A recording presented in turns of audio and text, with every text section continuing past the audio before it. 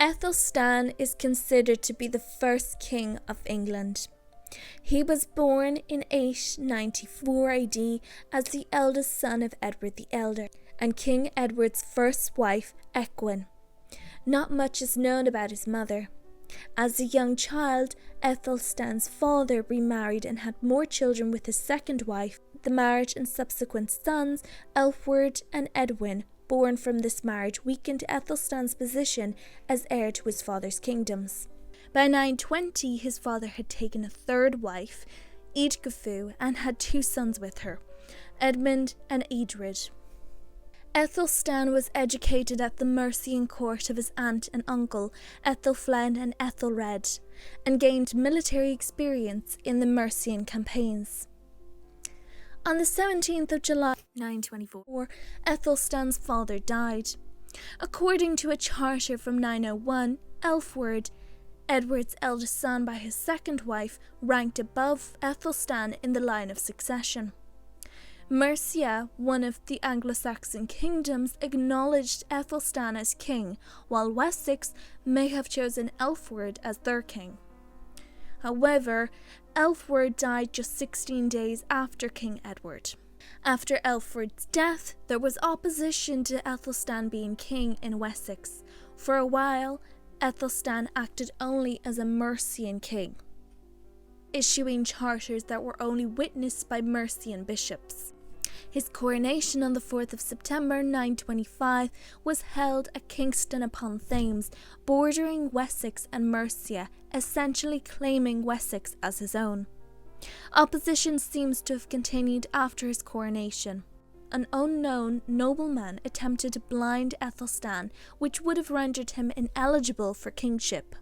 In 926, Æthelstan arranged for his unnamed full sister to marry King Sihtric.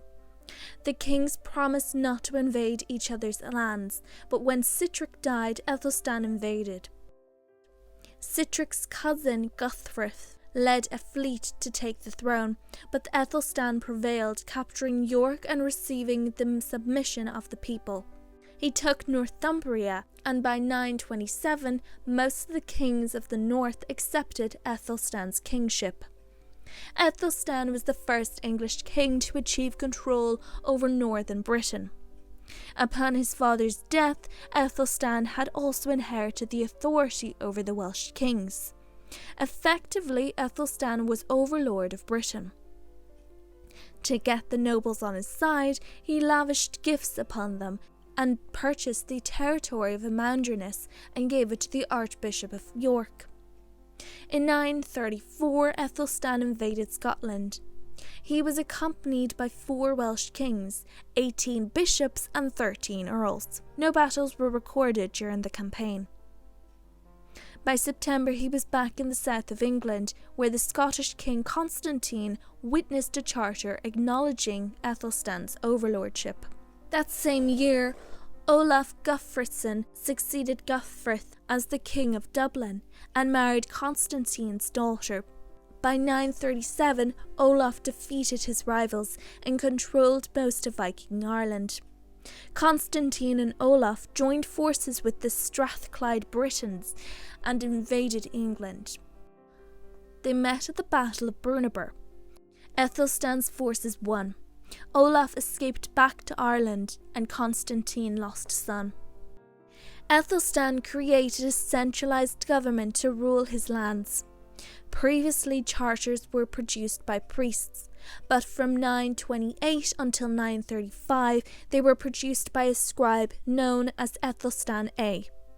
Following either his death or retirement, charters were produced by an individual rather than a writing office. Æthelstan formed the King's Council. As there was not a fixed capital city, Æthelstan stayed in Wessex and summoned leading figures from the surrounding lands to his councils. These councils helped to unify England. As king, Æthelstan enacted several laws.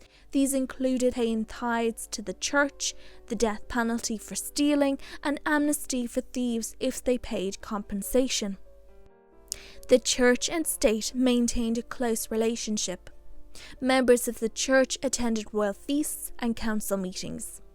Æthelstan donated generously to the church and founded a number of churches, including minsters at Milton Abbas and Mulchney. Æthelstan also sought to build ties with European churches.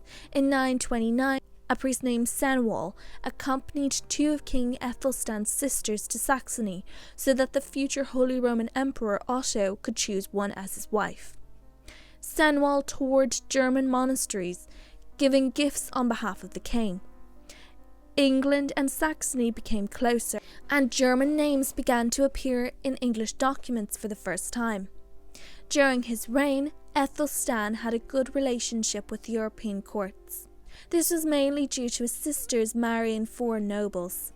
Æthelstan was unwilling to marry his female relatives to his own subjects, so his sisters had no choice but to either enter nunneries or marry foreign husbands.